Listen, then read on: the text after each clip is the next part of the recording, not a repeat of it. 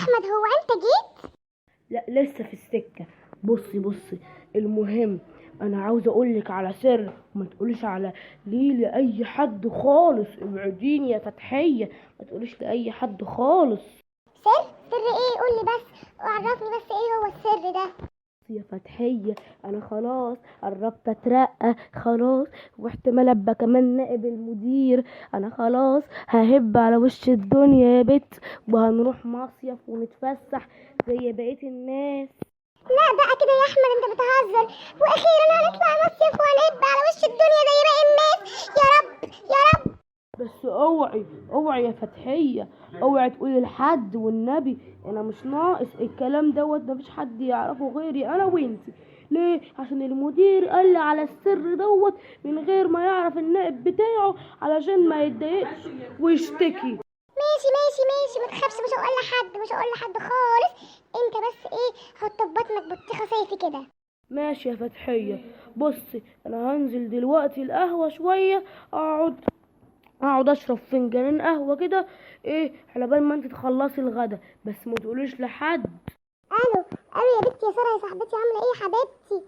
وانتي وحشاني اكتر والله. شفتي يا حبيبتي، ده انا جوزي اترقى في الشغل وهياخد منصب، واحتمال كمان يبقى المدير، وهنطلع مصيف وهنسافر وهنتفسح. ايوه يا حبيبتي طبعا، ده انا جوزي احسن واحد.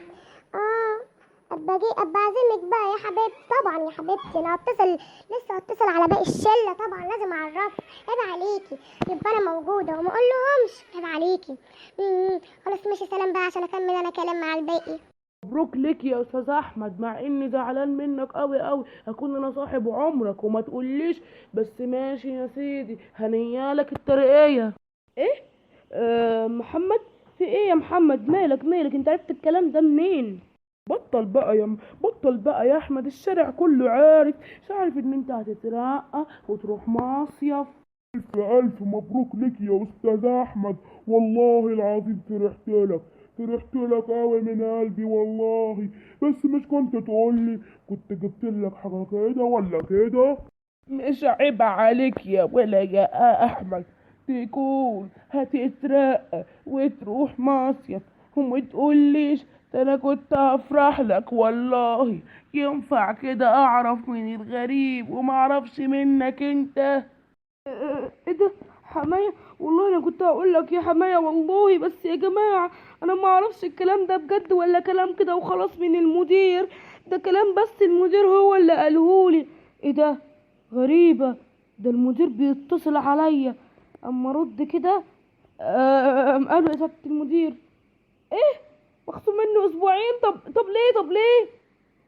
لو اتكلمت تاني هترفد. خلاص ماشي يا فندم، ماشي. منك لله يا فتحية، منك لله.